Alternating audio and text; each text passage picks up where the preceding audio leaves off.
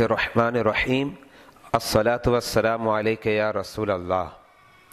سوال: نماز فجر کا مستحب وقت کون سا ہے؟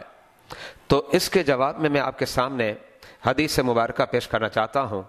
رسول اللہ صلی اللہ علیہ وآلہ وبارک وسلم نے ارشاد فرمایا: اسفروا بالفجر فإنہ اعظم للأجر، جس کا مطلب یہ ہے کہ نماز فجر کو خوب روشن کرو کیونکہ اس میں زیادہ اجر ہے۔ مذکورہ حدیث ترمذی شریف کے اندر موجود ہے 154، اور سنن دارمی کے اندر بھی موجود ہے 1253، اور مسند امام احمد بن حنبل کے اندر بھی مذکور ہے 17286۔ اس حدیث کے تحت فقہاء کرام نے اس بات کو لکھا کہ پتہ یہ چلا کہ جو وقت فجر کا دورانیہ ہے، آپ کیا کریں، اس کے دو حصے بنا دیں۔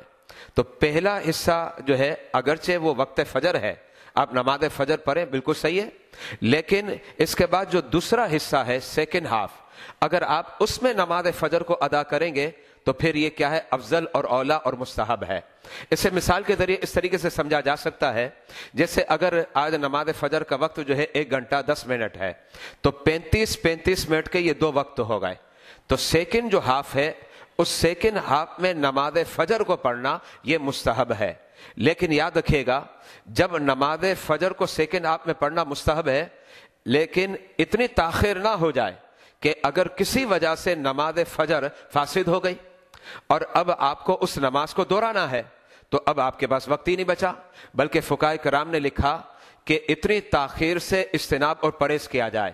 اس کا مطلب یہ ہے کہ اس وقت تک نماز فجر پڑھی جائے کہ جب نماز فجر اگر کسی وجہ سے فاسد ہو جاتی ہے تو آپ مسنون انداز میں نماز فجر کا اعادہ کر سکیں۔ اور یہاں یہ بات بھی ذہن میں رکھیے گا کہ یہ جو وقت میں نے آپ کو بتایا یہ مستحب ہے، اور فجر کی نماز کو با جماعت ادا کرنا یہ واجب ہے۔ تو وقت مستحب کی وجہ سے نماز فجر کو با جماعت نہ پڑھنا اور اسے ترک کر دینا یہ جائز نہیں ہوگا، بلکہ ہماری مساجد میں یہ اہتمام کیا جائے کہ نماز فجر جو ہے وقت مستحب میں ہو، تاکہ وقت مستحب کا ثواب بھی مل جائے اور نماز با جماعت ادا ہو جائے۔ واللہ اعلم بالصواب۔